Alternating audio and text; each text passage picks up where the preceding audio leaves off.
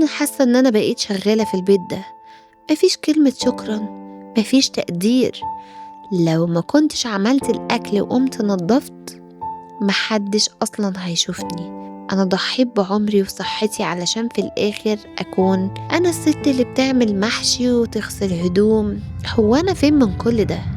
لا يا ست الكل، خليني أقولك إن انتي روح البيت، ولو الروح دي انطفت البيت كله هيعيش في ضلمة. مشكلة أمهات كتيرة إنهم ربطوا قيمتهم بمستوى الخدمة اللي بيقدموها. لما بيتعبوا بيحسوا إنهم ملهمش قيمة. ولادك محتاجين أم تسمعهم وتضحك وتلعب معاهم أكتر ما هم محتاجين بيت بيلمع، ولا أم عصبية ومنهارة.